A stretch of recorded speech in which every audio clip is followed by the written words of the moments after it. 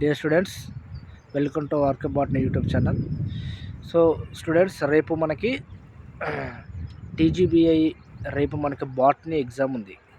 So botany రేపు first year botany exam ఉంటుంది. So ఏమేమి చదవాలంటే లాస్ట్ మినిట్ ఈ ఒక్క వీడియో చాలుగా మీకు. లాస్ట్ మినిట్ ఏం చదువుతారంటే, ఇన్ కేస్ ఎవరు చదవనట్టయితే, ఎవరు కూడా బాట్నీ అసలు మొత్తానికి చదవనట్టు వాళ్ళ కోసం ఈ వీడియో ఏం చేయండి అంటే, ఈ 8 marks questions root, stem, inflorescences, microsporangium, wall layers, embryos, sac and pollinating agent and process of fertilization in angiosperm ఉన్నాయి కదా.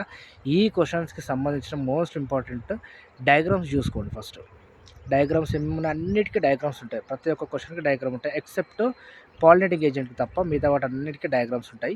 పాలినేటింగ్ ఏజెంట్కి కూడా కొంచెం సంబంధించిన కొన్ని డయాగ్రామ్స్ కూడా ఉంటాయి, కొంచెం అది చూసుకోండి, ఓకేనా. సో ఇన్ కేస్ మీరు డయాగ్రామ్స్ వేసినా కానీ అట్లీస్ట్ ఒక 4-5 మార్క్స్ అన్న మీకు వస్తాయి.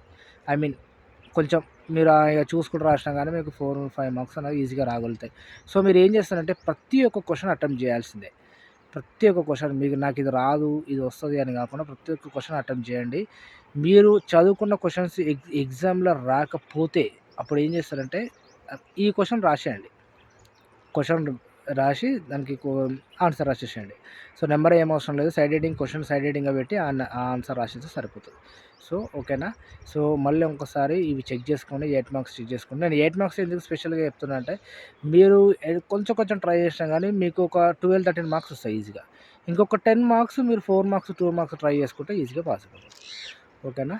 సో ఒక wish you all the best. Thank you.